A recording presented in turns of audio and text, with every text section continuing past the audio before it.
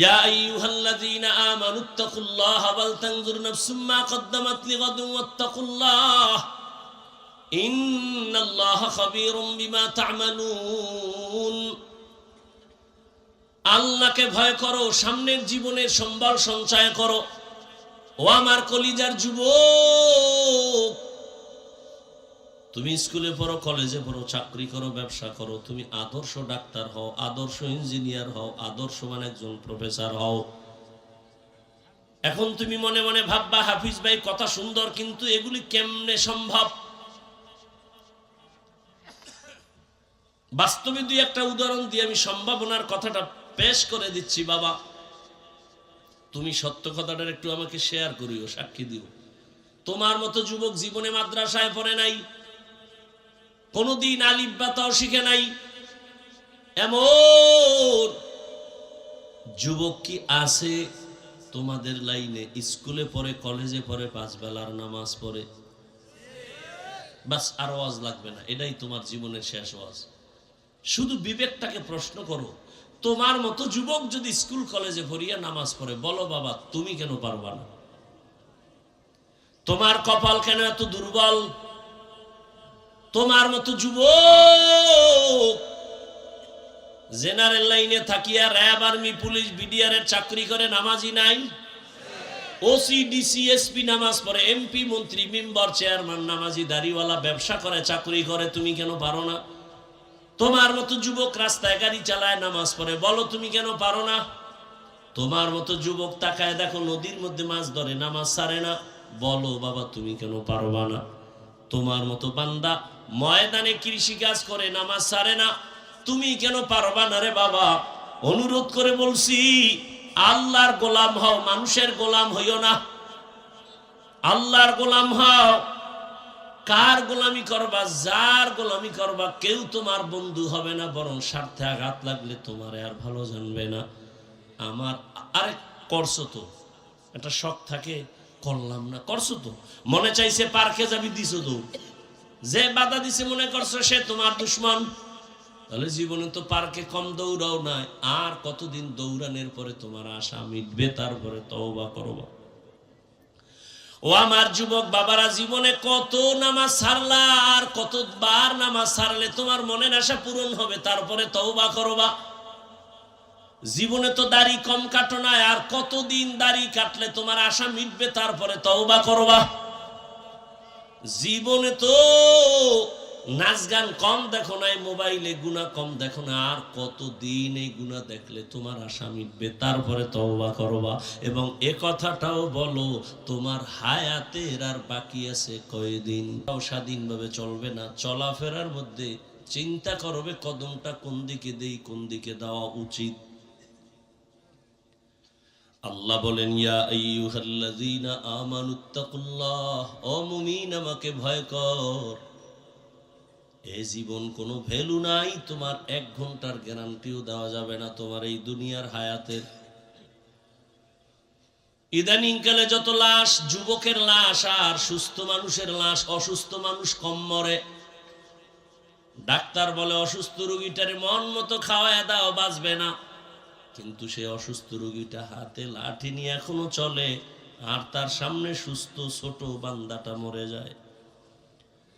মহামারী করোনায় যুবকের লাশ, ছাত্র জনতার বৈষম্য বিরোধী আন্দোলনে যুবকের লাশ, ডেঙ্গুর ভেতরে হসপিটালে যুবকের লাশ, ঘুমের বিছানায় লাশ, যুবকের লাশ, গাড়ির নিচে, পানির নিচে যুবকের লাশ।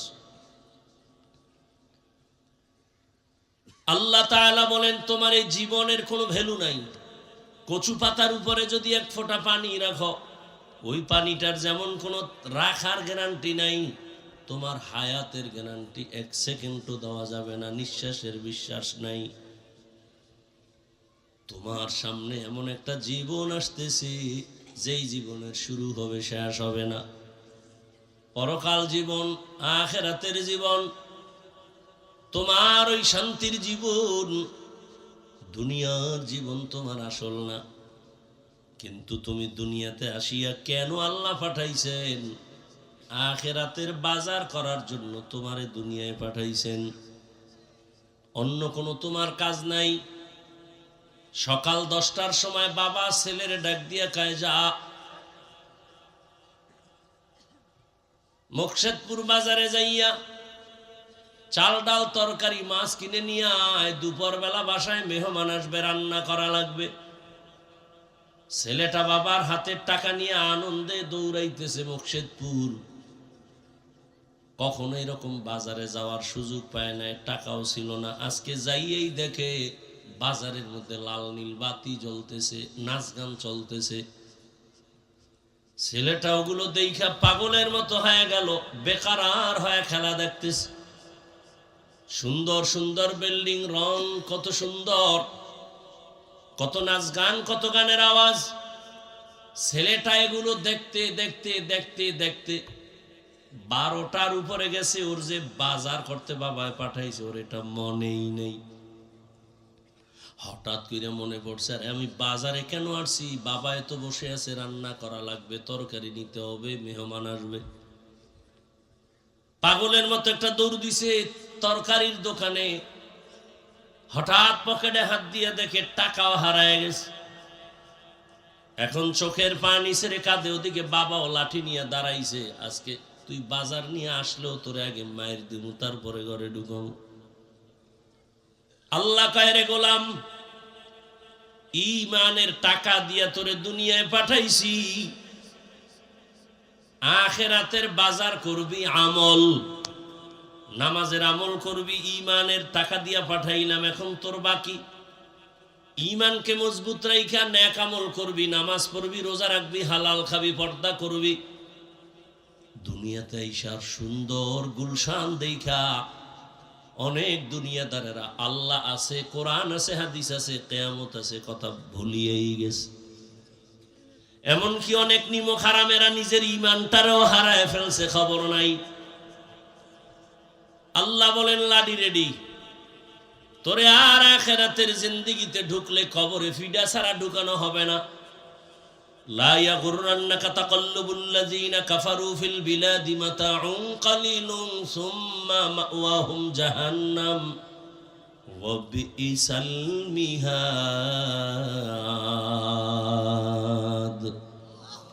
বেঈমান কাফেরের গুলশান বনানি দেখে পাগল হইস না। রহমতের নবী একটু আগেই বলেছি, আমার আল্লাহ তার এত পরিমাণ মুহাব্বত করতেন। আমার আল্লাহ, যেই নবীর কোনো গুনাহ নাই, নবী যদি দোয়া করতেন, হে মালিক ওহুদের পাহাড়টাকে স্বর্ণ বানায় দাও, মুহূর্তে আল্লাহ স্বর্ণ বানায় দিতেন। কিন্তু রহমতের নবী উল্টা দোয়া করছেন, হে আল্লাহ তুমি আমারে গরিবী হালাতে বাঁচাইও, গরিবী হালাতে মরণ দিও, কিয়ামতের দিন গরিবদের সাথে আমার হাসর করাইও। দেখছেন নি, যে নবীর জন্য আল্লাহ নিজে আসল আশেক, যে নবীর সামনে পেছনের গুনাহ মাফ, যে নবীর চেহারা মোবারকে একটা দৃষ্টি দিলে জাহান্নামের আগুন হারাম, যে নবী রাস্তা দিয়ে যখন চলেন দুপার্শ্বের গাছ নত হয় রাসূলকে সালাম দেয়, নবী যেখানে কদম দেন দীর্ঘ বছর পর্যন্ত ওই জায়গা থেকে মিশকের ঘেরান। আম্মা জান আয়েশা রাদিয়াল্লাহু আনহা বলেন, আমি সন্ধ্যাবেলা আমার হুজরার মধ্যে আমি সুই নিয়ে সেলাইয়ের কাজ করতেছিলাম, হঠাৎ আমার চেরাগের তেল শেষ, বাতি বন্ধ, অন্ধকার, সুই পড়ে গেল। আমি সুই, চিকন সুইটা কই পাবো? আমি বসে আছি। এশার নামাজ আনতে রহমতের নবী আমার ঘরে আসছেন, আর পুরা হুজরাটা রহমতের নবীর আলোতে আলোকিত হয়ে গেল। আমি খুঁটির গোড়ায় সুইটা পেয়ে হাতের মধ্যে নিয়ে নিলাম। রহমতের নবীর শরীর মোবারকের ঘাম আমি বোতলের মধ্যে ভরে রাখতাম, আর বড় বড় অনুষ্ঠানে রহমতের নবীর ঘাম আমরা আতর আর মেশকো হিসাবে ব্যবহার করতাম। সেই নবী আল্লাহর কাছে না চাইলে কি না দিতেন আমার আল্লাহ, অথচ সেই নবী দ্বীনের জন্য পেটে পাথর, একদিন না 3 বছর পর্যন্ত নবীর আপন বংশের দুশমনেরা শিয়াবে আবু তালিবের মধ্যে গৃহবন্দী করে পানি দেয় না, খানা দেয় না। নবী গাছের পাতা সিরা সিরা খাইয়া খাইয়া পেটের ক্ষুধা নিবারণ করে। রহমতের নবী চোখের পানি ছেড়ে কাঁদেন, আল্লাহ এমন পরীক্ষায় ফালাইছো, আজকে মাও নাই যে মাকে বলবো একটু দোয়া করিও। আমার আব্বাও নাই, দুনিয়াতে এসে একবার আব্বা বলে ডাক দিতেও পারি নাই। এরপরও তুমি যা পরীক্ষা করো পাশ করাইয়া দিও, দুনিয়ার লোভ যেন আমার আকৃষ্ট করে না পারে। ও গরিবেরা, নবী বলে বড় লোকের বাড়ি গাড়ি দেখে আফসুস করিস না, কিয়ামতের দিন বড় লোকের 500 বছর আগে গরিব তুই জান্নাতে চলে যাবি।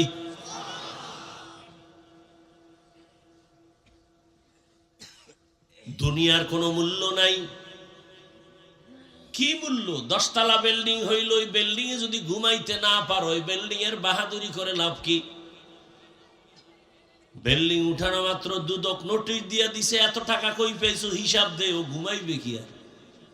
ওর খাওয়া পর্যন্ত হারাম হয়ে গেছে। ওই বিল্ডিং এর বাহাদুরি করে লাভ নাই, খেরের ঘরে অনেক শান্তি।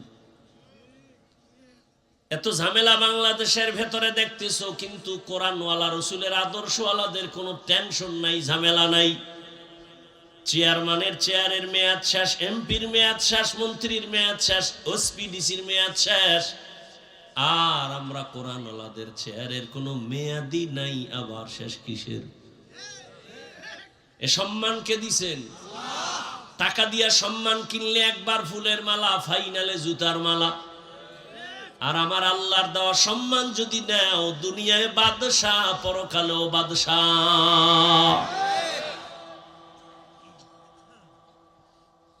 আল্লাহ যদি সম্মান দেন টাকা লাগে না, টাইটেল পাস, কামেল পাস, মাওলানা হওয়া লাগে না। আল্লাহ যদি সম্মানের উচ্চ শিখরে নেন, 10 জন সাহাবা জান্নাতের টিকিট পেয়েছে, সবাই জানেন তো।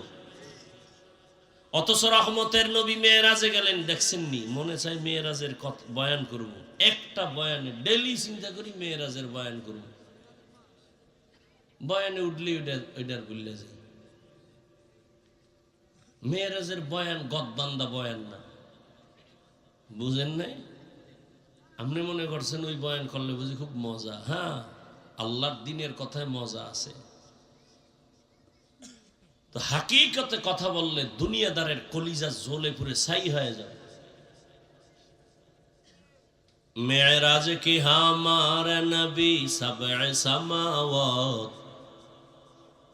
मेराज के हमारा नबी सबए समावत नहीं भुलवा नबी हम गुनाहगार उम्मत, नहीं भुलवा नबी हम गुनाहगार उम्मत।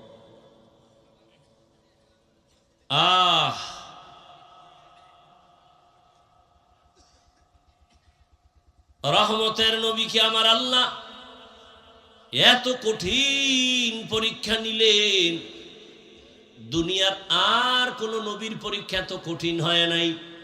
কারণ ছাত্র যদি ভালো হয়, তার প্রশ্ন তত কঠিন হয়। ছাত্র দুর্বল, প্রশ্ন দুর্বল। এরে আল্লাহর আশিক, মহামারী করোনা আঙ্গুল দিয়া দেখায় দিছে, দেখ শুধু বাংলাদেশ না, ইন্ডিয়া না, রাশিয়া, আমেরিকা না, সারা দুনিয়ার পরাশক্তি সব মাস্তানেরা মাথা নত করে ফেলেছে। ব্যবসা বন্ধ, চাকরি বন্ধ, ফ্যাক্টরি বন্ধ, দোকান বন্ধ, স্কুল বন্ধ, কলেজ বন্ধ, সব সব সব বন্ধ। তাকাইয়া দেখছো নি না ভুইলা গেছো রে বাঙালি মুসলমান, যে একটা মাদ্রাসাও কখনো বন্ধ হয় নাই। ট্রিপল মার্কস লাগাইছে, ট্রিপল মার্কস। কুলাঙ্গার 2 সন্তান, শিক্ষিত কুলাঙ্গার, বাবারে করোনায় ধইরাই মাইরে ফেলাইছে। কুলাঙ্গার দুই শিক্ষিত সন্তান ট্রিপল মাস্ক লাগায় বাবার কাছে যায় না, মরবেই ভয়। এলাকার গরিবের ডাক দিয়া কয় টাকা নে, লাশটা রাস্তায় ফালায় দিয়ায়। এলাকার লোকের টাকা নিয়ে রাস্তায় লাশ ফালায় দিস। ইতিহাস ভুলিস না রে জাতি। ওই কুলাঙ্গার দুই শিক্ষিত সন্তান দরওয়াজা জানালা বন্ধ করে ঘুমাইলো, একবারও গিয়ে দেখলো না বাবার লাশের জানাজা কি হলো নাকি লাশটা কুকুরে খেয়ে ফেললো, খবর নেয় নেই।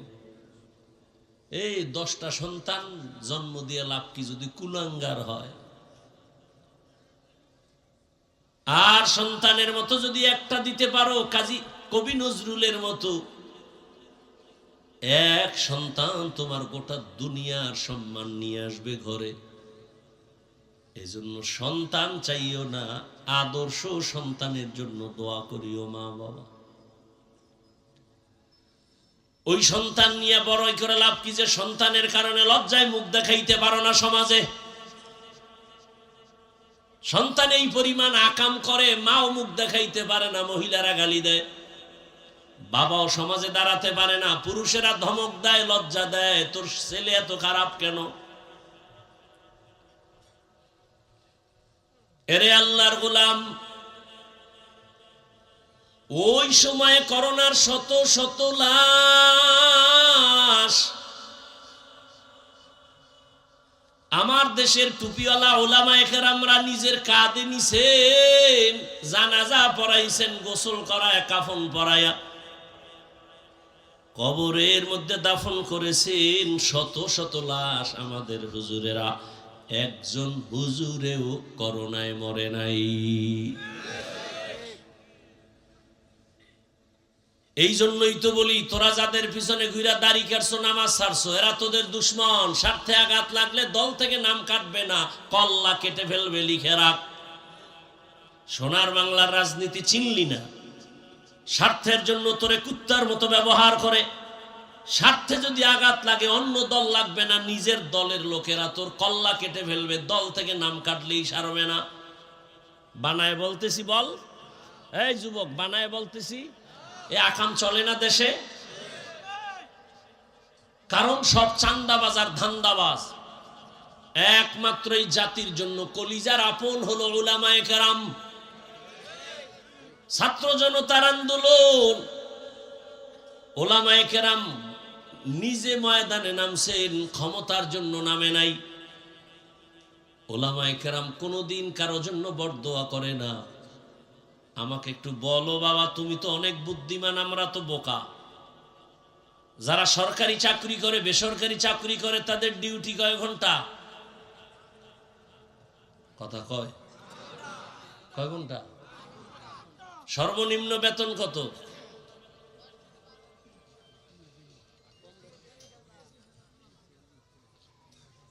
বুঝেন না? না সব বুঝেন।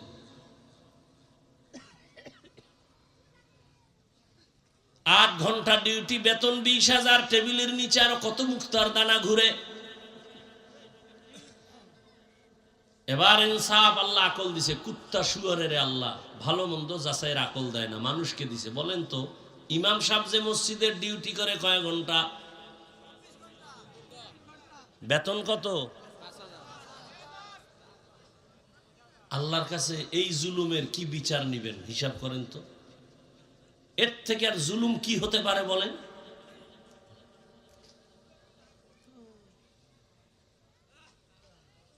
রিকশাওয়ালা ইমামের ধমক দেয়, 1 ওয়াক্ত নামাজ না থাকলে কয় হুজুর গেছিলেন কই? কে তুই? বলে আমি রিকশা চালাই, তুই আমাকে জিজ্ঞাসা করো, এত বড় বেয়াদবি। বলে মাসে 5 টাকা বেতন দেই, তার পাওয়ার। সভাপতি দেয় মাত্র 100, সেক্রেটারি দেয় 50, তাও ঠিক মতো মাসে মাসে দেয় না। চাইতে গেলে একজন সেক্রেটারির বেতন যখন চাইছি, কয় আমার ঘরে চাল নাই। কি নেই? আমি বললাম সেক্রেটারি সাহেব, আমি ওয়াজ মাহফিল করি, আমার টাকার তেমন প্রয়োজন হয় না, কিন্তু আপনার ঘরে চাল নাই, তার মানে আপনি মসজিদের টাকা দিয়ে ঘরের চাল কিনেন। কি এরকম গুন্ডা নাই এদেশে? মসজিদের টাকা খায়, তো ওর কিডনি নষ্ট হবে না, ওর উপরে ওর ক্যান্সার হবে না, তো কার হবে? ওর মাইয়া পোলা ফকিন্নি হবে না, তো কে হবে? ওর মাইয়া পোলার হাত পাও ভাঙবে না, কিডনি নষ্ট হবে না, পঙ্গু হবে না, তো কারটা হবে?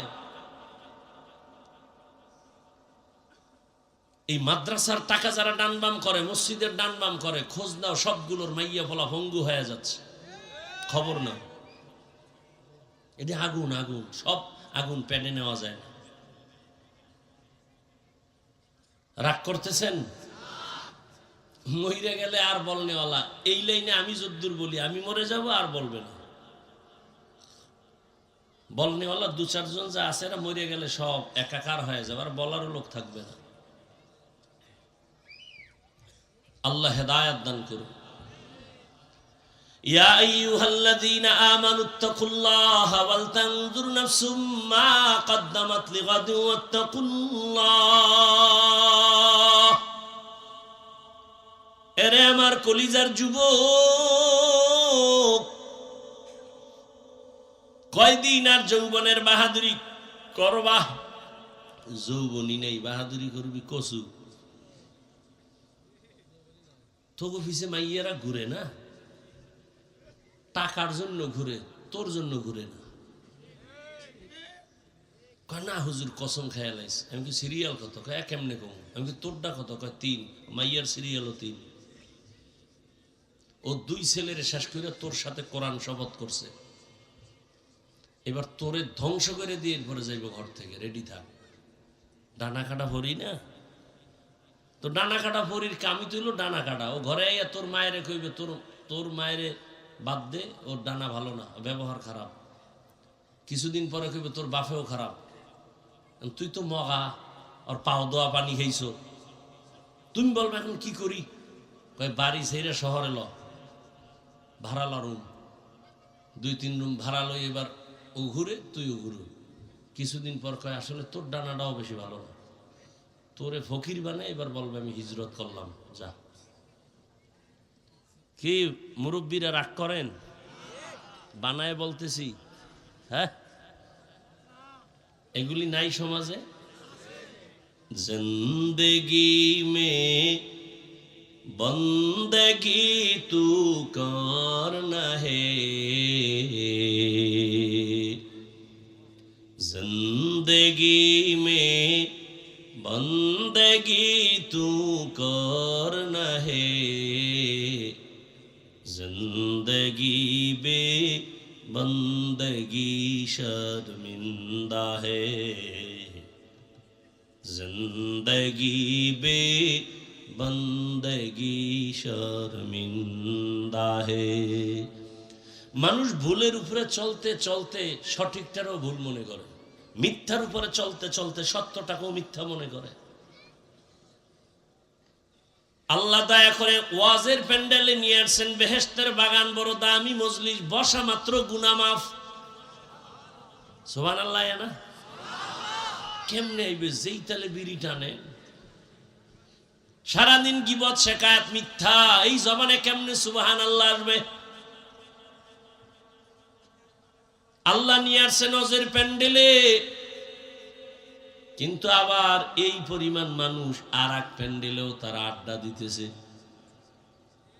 আর একটা বেহেশতের প্যান্ডেল আছে না পাশে, এই প্যান্ডেলে হুর গেলমান সব আছে, আছে না নেই? তাজা তাজা কবিরা গুনাহ হয়। আরে ওয়াজ উপলক্ষে কেন দোকানপাট হবে, মার্কেট হবে কেন? আপনি তো কোরআনের বয়ান শুনতে আসছেন 2-1 ঘন্টা, কেন মার্কেট করবেন? আপনাদের আশেপাশে তো স্থায়ী বাজারের অভাব নাই। আবার হোক 2-1টা দোকান, খানা দানার প্রয়োজন, একটু চা বিস্কিট খাবে মানুষ, দূরের থেকে আসছে, সেটা ভিন্ন। কিন্তু খেলনার দোকান কেন, বেলুনের দোকান কেন? আবার এমন দোকান হবে কেন যেই দোকানে মেয়েও ঢুকবে, যুবক ঢুকবে, যুবতীরাও ঢুকবে, কবিরা গুনাহ হবে। আর ওই গুনার দায়ভার কারা নিবে? বিবেকের প্রশ্ন রেখে গেলাম, বলার দায়িত্ব আমার, মানবেন কিনা সে দায়িত্ব আপনার। ওয়াজে এসে বেলুন কিনছে, বেলুন কেতনা বড় ইতর, প্লাস্টিকের মাছ কিনছে, এটার কান্দে ঝুলায় বাসায় যাইব, বউ কইব অজে গিয়ে কি পাইছো, যে মোনাজাতে বেলুন কবুল হয়ে গেছে। হাসেন, লজ্জা থাকলে কান্না করা উচিত। ১৫০০ বছর আগে রহমতের নবী বলে গেছেন, যাদের লজ্জা নাই ওদের ঈমান নাই। লা ঈমানা লিমান লা হায়া আলা ওয়া ক্বালা আল হায়াউ শুবাতুম মিনাল ঈমান। লজ্জা ঈমানের মারাত্মক এক অংশ, যাদের লজ্জা নাই ওদের ঈমান নাই।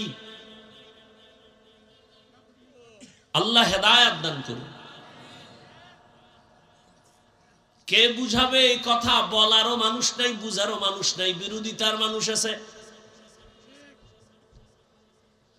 ও আমার কলিজার যুবক, এতক্ষণ আমি আপনাদের যত কথা শুনাইলাম একবারও কিন্তু বলি নাই সবাই আমগো মতো হুজুর হও, তসবিহ হাতে নাও, স্কুলে তালা লাগায় মাদ্রাসায় যাও।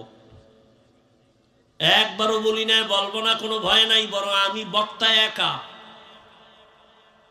আমার তদন্ত মতে আর দ্বিতীয় কোনো বক্তা আমি পাই নাই যে যুবকদেরকে এই পরিমাণ সাহস দেয় যে স্কুলে পড়, কলেজে পড়, চাকরি কর, ব্যবসা কর। দ্বিতীয় বক্তা পাই নাই। বরং আমাকে অনেকে বাধাও দিছে, আপনি এমন কেন বলেন? আমি বলি এমনই বলবো। আমি পাঁচকল্লিওয়ালা, একবারও বলি নাই তুমি পাঁচকল্লি টুপি মাথায় দাও। আমি কওমি মাদ্রাসার সন্তান, আমি একবারও বলি নাই কওমিতে না পড়লে তোর কপাল খারাপ। আমি তাবলিগের লাইনের সন্তান, একবারও বলি নাই তুমি তাবলিগ না করলে জাহান্নামে যাইবা। আমি পীর সাহেবের মুরিদ, শুধু মুরিদি না, যারা পীর মুরিদি পছন্দ করে না আমি কসম খায় বলি তারা ভণ্ড। এদেরকে যারা ভণ্ড বলে না তারাও ভণ্ড। কি মনে হয় গাঞ্জা খায় বইছি? চেহারায় কয়, হ্যাঁ তোর চেহারার দিকে তাকাইলে মনে হয় তুই দালাল, তুই গাঞ্জা খোর। আমার চেহারার দিকে তাকাইলে মনে হয় আমি গাঞ্জা খাইছি। আমাকে দালাল বলো কেন? আমি কি আওয়ামী লীগের পোশাক লাগাইছি, বিএমপির পোশাক লাগাইছি, জাসতের পোশাক লাগাইছি? তোমার পোশাকের দিকে তাকাইলে সন্দেহ হয় তুমি কোন দালালি করো। তুমি আমাদেরকে দালাল বলো কেন? তোমাকে এই বেয়াদবি করার সাহস কে শিখিয়েছে তোমাকে? মানে কপাল যতটুকু ছিল তাও নষ্ট করতেছো।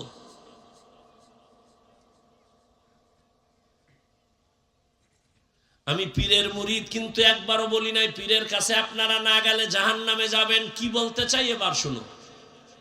যুবকদেরকে, আমার বয়ানের মূল থিম যুবক। এরে আমার কলিজার যুবক, তুমি স্কুলে পড়ো, কলেজে পড়ো, চাকরি করো, ব্যবসা করো, ধন্যবাদ, আলহামদুলিল্লাহ। পড়ো পড়ো, স্কুল ছাড়বি না, কলেজ ছাড়বি না, খবরদার। ওখানে পরে ডাক্তার, ইঞ্জিনিয়ার, প্রফেসর হও, ওসপি হও, ডিসি হও, এমপি হও, মন্ত্রী হও, খবরদার কখন স্কুল কলেজ বাদ দিয়া মাদ্রাসায় যাওয়ার চিন্তাও করবা না। আমার একটা মাদ্রাসাও বাংলাদেশে খালি নেই যে তোমার আমার দরকার, কোনো দরকার নাই। এই পরিমাণ হুজুর, এই পরিমাণ মাওলানা, সীমাহীন আমার দেশে হুজুরের অভাব নাই। কিন্তু আমার দেশে বড় ডাক্তারের অভাব, ডাকাত আছে অনেক, ডাক্তার কম। আমার দেশে প্রফেসরের অভাব, ইঞ্জিনিয়ারের অভাব, ভালো এসপির অভাব, ভালো ওসির অভাব, ভালো এমপির অভাব। তুমি ওখানে পড়ে ডাক্তার হও, ইঞ্জিনিয়ার হও, প্রফেসর হও, একজন ব্যবসায়ী হও, চাকরিজীবী হও, দাবি আমার একটা, বেয়াদব হবা না। বলবা হাফিজ ভাই বেয়াদব হবা না, তার ব্যাখ্যা কি? ব্যাখ্যা শোন। তোর জীবন ধ্বংস হওয়ার তিনটা জায়গা আছে, ওখানে বেয়াদবি করলেই তুই ধ্বংস। প্রথম হলো মা বাবার সাথে বেয়াদবি, জীবন ধ্বংস। দ্বিতীয় হলো শিক্ষকের সাথে বেয়াদবি, তোর লেখাপড়া ধ্বংস। তৃতীয় হলো আলেমদের সাথে বেয়াদবি, তোর চরিত্র ধ্বংস। এই তিন জায়গায় বেয়াদবি করবি না, কসম খোদার। তুই মরার আগে বিছানায় পঙ্গু হয়ে থাকবি। রাস্তাঘাটে দৌড়াই সারা মাস, সারা বছর। বহু ল্যাংটা পাগল দেখি ইংলিশে কথা কয়, আরবিতে কথা বলে। চিন্তা করলাম পাগল কেন ইংলিশ বলে, পাগল কেন আরবি বলে। বহু চিন্তা করে হঠাৎ আমার মাথায় আসলো এরা আসলে পাগল হয়ে ইংলিশ শিখে নাই, আরবি শিখে নাই, বরং কলেজের ভালো ছেলে ছিল, বেয়াদবি করিয়া পাগল হয়ে গেছে। মাদ্রাসার ভালো ছাত্র ছিল, বেয়াদবি করার কারণে পাগল হয়ে গেছে। মা বাবার সাথে বেয়াদবি যারা করছে, শিক্ষকের সাথে যারা করেছে, আলেমদের সাথে যারা করেছে, ওরা মরার আগেই বেহুশ হয়ে পড়ে গেছে। হাজারো প্রমাণ চোখের সামনে। অতএব তুমি ডাক্তার হও, বেয়াদব হইও না। ইঞ্জিনিয়ার হও, বেয়াদব হইও না। প্রফেসর হও, বেয়াদব হইও না। বেয়াদবি করে যদি ডাক্তার হও, লিখে রাখ, তাসনিমার মতো জুতা খায়া পালাবি। বেয়াদব মার্কা যদি প্রফেসর হও, তো ঢাকা কলেজের প্রফেসর আহমদ শরীফ কত বড় বেয়াদব। কোন জায়গার প্রফেসর? আরে সত্য কথার স্বীকার করো। কোন কলেজের? ঢাকা কলেজের প্রফেসর। ক্লাসে ঢুকিয়ে ছেলে মেয়ে কয়, এই ছেলে মেয়েরা চিনো আমাকে? জি স্যার চিনি। নাম জানো? জি স্যার জানি। বলে বেয়াদবি হবে, বলবো না। আমার নাম আহমদ শরীফ। শোন, তোরা এতদিন শুনছো কোরআন শরীফ, হাদিস শরীফ, মক্কা শরীফ, মদিনা শরীফ।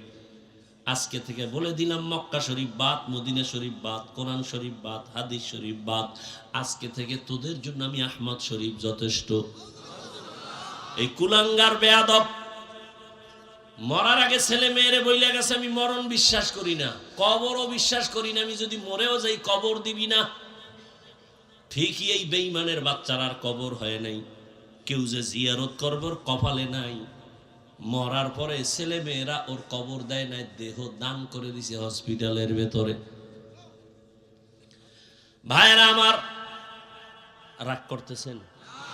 বেয়াদবকে বেয়াদব বলা এটাই জ্ঞানীর কাম। ভালোকে ভালো বলতে হবে, বেয়াদবকে বেয়াদব বলতে হবে। তবে এটা ওকে হিংসার নজরে না, আপনাদেরকে সতর্ক করার জন্য, আমার যুবকদেরকে সতর্ক করার জন্য। এমন ডাক্তার হইয়া লাভ কি যে তাসনিমের মতো জুতা খাবা? ডাক্তার হলে ভালো ডাক্তার হও। কেমন ভালো ডাক্তার যে তুমি এখানের জন্য না, পুরা দেশ তোমাকে মাথায় নিয়ে নাচবে। এটা সম্ভব না, সম্ভব না। আল্লাহ পারেন না। সেজন্য তোমার পুঁজি লাগবে দুইটা, লিখে রাখো। মোবাইল নয়, হাতে কলমে কলিজায় লেখো।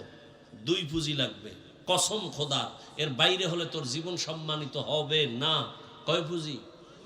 এক নম্বর সুন্দর চরিত্র, দ্বিতীয় তোর সুস্থ জীবন। তোর চরিত্র ভালো, অসুস্থ, কোনোদিন কোথাও তোর চাকরি হবে না। হবে? অসুস্থ রুগীরে কেউ রাখবে? তুমি পুরাটাই সুস্থ, চরিত্র খারাপ, একটা জায়গায় তোর কেউ ভালো জানবে না। কোনো না ইহুদি, কোনো খ্রিস্টান, কোনো হিন্দু, কেউ বলবে চরিত্রহীন, বের কর এখান থেকে। তাহলে কয় পুঁজি লাগবে বলো? এক, সুন্দর জীবন, চরিত্র। দুই, সুস্থ জীবন। এই দোনোটারে জবাই করতেছো গজবের মোবাইল দিয়া। মানো আর না মানো, কথাটা আমি কি যদি সত্য না বলি বল, আমি এখন কানে ধরে এখানে উঠবো আর বসবো। আল্লাহর কসম, যদি বলতে পারো হাফিজ ভাই তোমার কথা ঠিক নেই, বল, আমি এক্ষণে দাঁড়ায় কানে ধরব।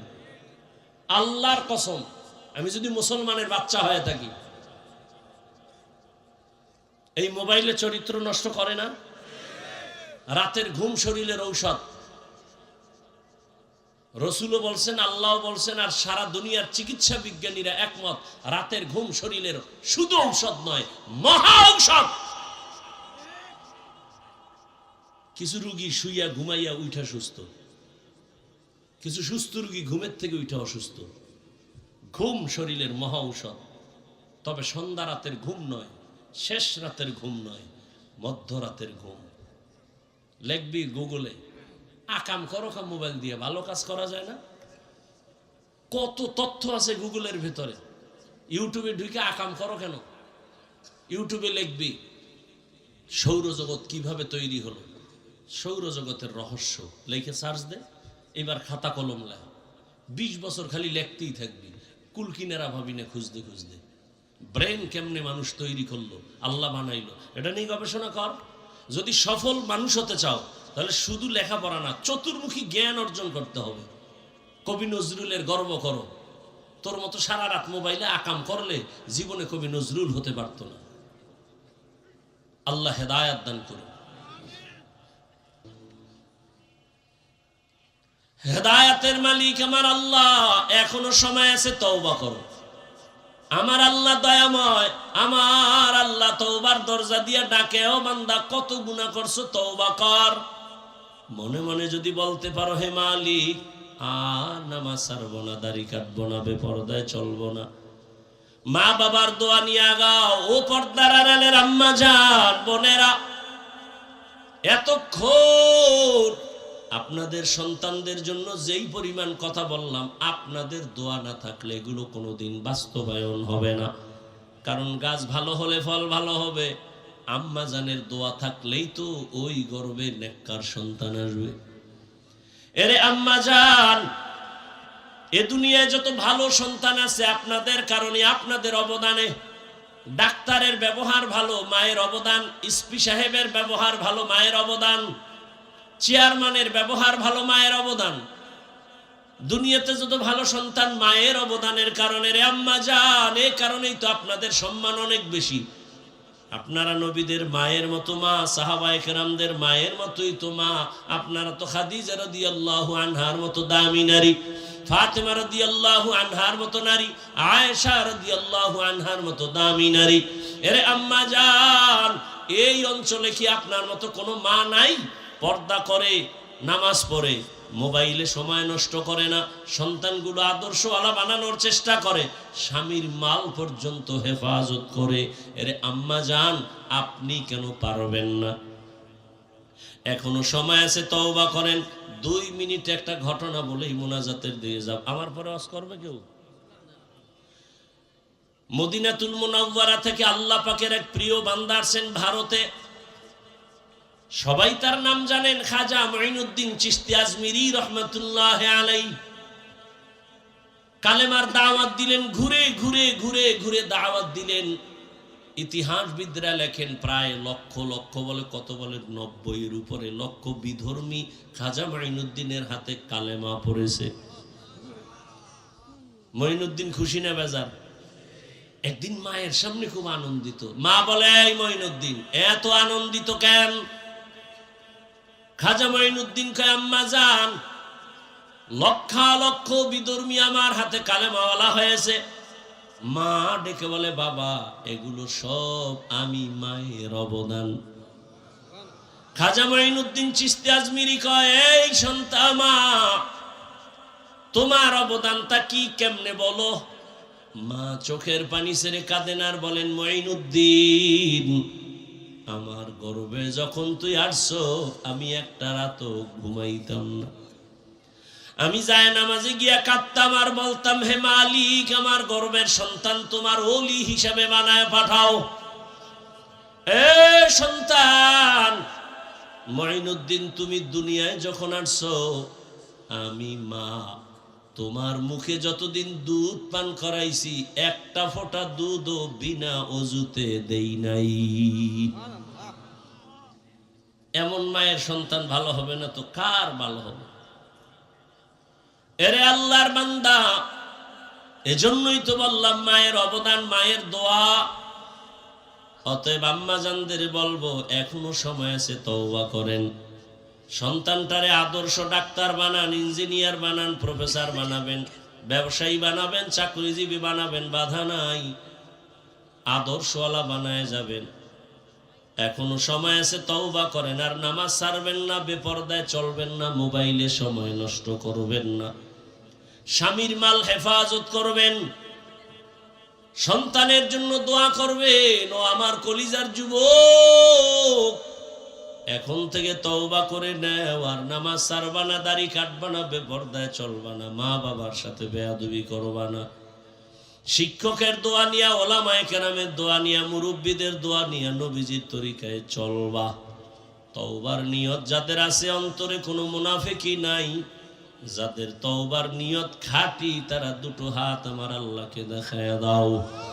আয় আল্লাহ, হাতগুলো কবুল করে নেন, তওবা কবুল করে নেন, তওবার উপরে মজবুত হইয়া চলার তৌফিক দান করেন, আমিন।